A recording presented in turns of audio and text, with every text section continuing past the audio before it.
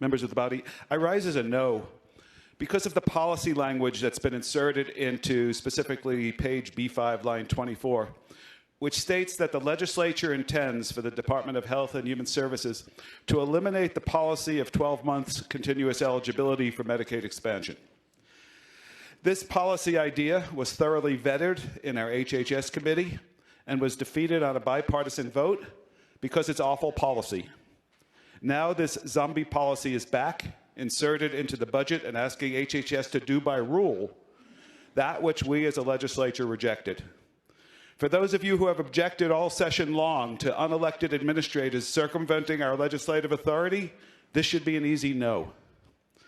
If you didn't hear this terrible idea in HHS along with our committee, let me tell you just a bit about it.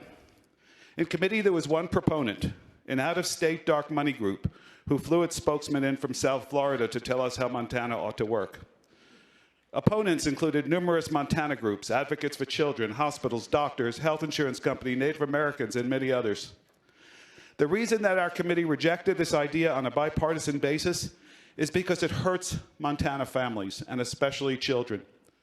This would kick off Medicaid thousands of Montana families and children, almost always on technical grounds, requiring them to go through all the challenges of getting re-enrolled. The fiscal note estimated that it would be 20% of Medicare participants that would lose their coverage. And it doesn't save money, since most of it is paid for by the federal government. The fiscal note explained that this policy will result mostly in individuals being disenrolled and then re-enrolled within a few months. And this happens because of seasonal work, overtime that comes in 1 month, a family situation that's temporarily changed, someone's moved, or a host of other reasons. And the result is that Medicaid members are covered 1 month, but not the next. So they go to the doctor covered, then next month not. It was described to us as the yo-yo effect. Every Montana medical and health insurance group told us that this results in people becoming apathetic about going to the doctor because their coverage is so sporadic.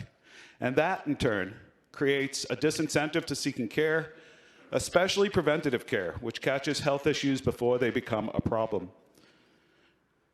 Here's what the medical professionals all told us, quoting one, quote, "Continuous eligibility creates better outcomes, higher quality care, and lower total cost over time."